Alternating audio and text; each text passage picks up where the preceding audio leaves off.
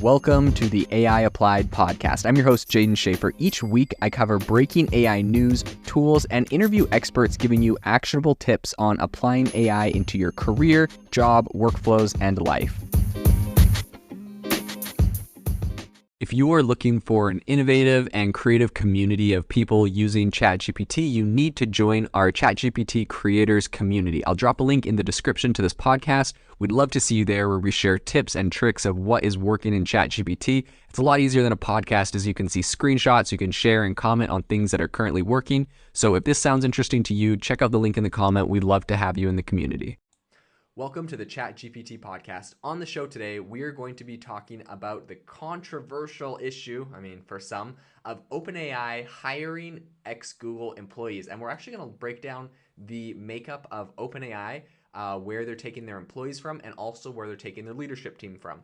So this comes on the backs of a recent article in Business Insider that said ChatGPT maker OpenAI has hired tons of former Google and Meta employees, new data shows. And essentially what they're doing is they are looking at some new data out of Lead Genius and Punks and Pinstripes, and which essentially break down how OpenAI is being built up. So we're going to dig into why this is important, what the implications of AI are, what the missed opportunities for Google are, and kind of how this affects AI going forward into the future. So I think the first thing to say here is it looks like overall OpenAI, as far as its employee data goes, right? This is a very new company. They don't have millions or they don't have thousands of employees like a lot of these other big tech giants.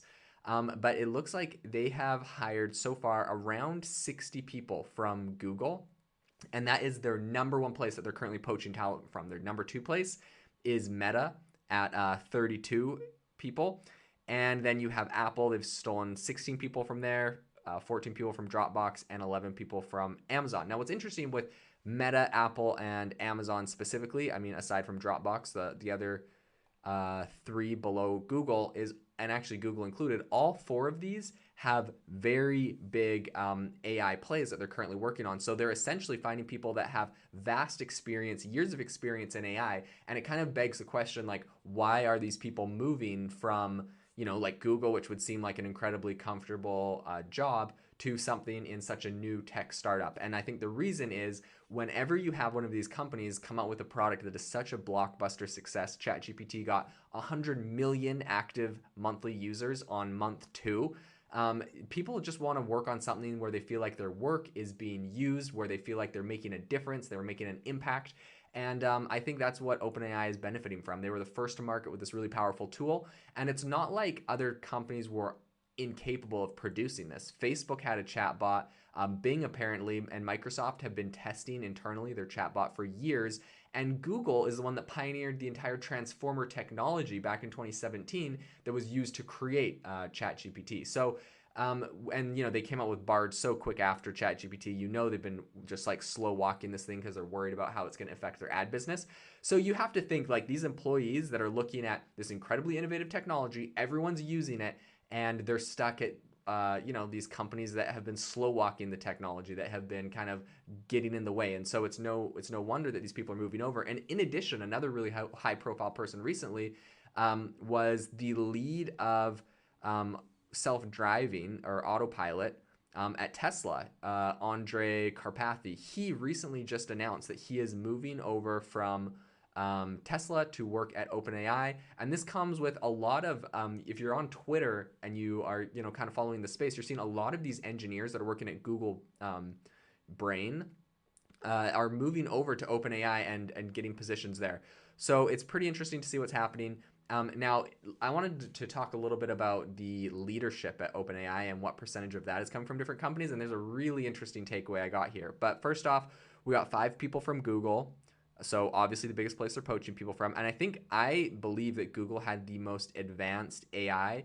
And the reason for that, second to Bing, or I think they have more data than Bing, but because essentially what these big companies are doing, when you have a search engine like Google or Microsoft's Bing, what you're able to do is you're able to look at, you're crawling the entire web. And when you crawl the entire web, Google knows what's on every single web page. And all of that data Websites have to opt in. It's on their privacy policy terms of service that they're allowing Google to crawl their website and essentially look at what data is on their website. And, if people opted out and said, no, I don't want Google to crawl my website, that's suicide for a brand. Like, no one's ever going to find you. And so Google and Microsoft's Bing, with their web searchers, their web crawlers, have been able to crawl all the data on the internet, and that's how they're able to make these really, really powerful models. So it's no wonder that Google is so far advanced in AI, because I don't think there's anyone else that has that vast a library or even a reason to collect that much information as Google. So it's a no-brainer. Google is very advanced in AI, but they've been slow walking it, and I think people know that. So now they're getting punished for it. So Google, 5 people from Google are in leadership at OpenAI, 3 from Facebook. And what's interesting is if you go way down the list, it says 1 person from Meta. So really that's 4 from Facebook. So Google and Facebook are the top. You got 2 from Apple, 2 from Dropbox, 2 from Stripe, 2 from Airbnb. They got a bunch of other places, including JP Morgan. And way at the bottom of the list, there's 1 person from Microsoft that is in leadership at OpenAI. But I mean, you're comparing that to 4 from Facebook, 5 from Google. Like, I kind of wonder if even when you're looking at employees from Microsoft, there's 7 employees from Microsoft working at OpenAI. But I mean, compared to almost 60 from Google, and they kind of poached them from Google's DeepMind. This really, to me, kind of says that maybe OpenAI knew that they wanted this Microsoft partnership all along, and they intentionally did not poach people from Microsoft. That's one way I could think about it. The other way I could think about it is perhaps Microsoft is bad at AI, or they're far behind, or maybe they put all of their eggs in the OpenAI basket and knew that they had some investments in OpenAI from the very beginning, and that they could kind of lean on these to pull them ahead in the AI race. Either way, I mean, they also had the Bing bot they've been testing for a couple of years. So I think that they were hedging with their own product, investing in OpenAI, and maybe OpenAI was the hedge, and that just took the lead, and so now they're just running with it. So I think if nothing else, people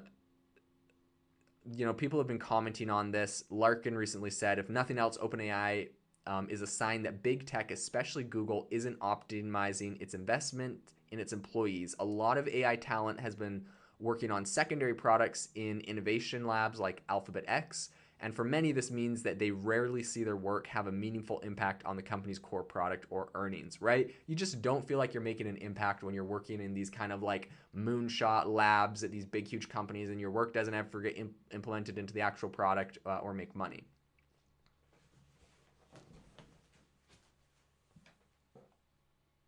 If you are looking for an innovative and creative community of people using ChatGPT, you need to join our ChatGPT creators community. I'll drop a link in the description to this podcast. We'd love to see you there, where we share tips and tricks of what is working in ChatGPT. It's a lot easier than a podcast, as you can see screenshots, you can share and comment on things that are currently working. So if this sounds interesting to you, check out the link in the comment. We'd love to have you in the community.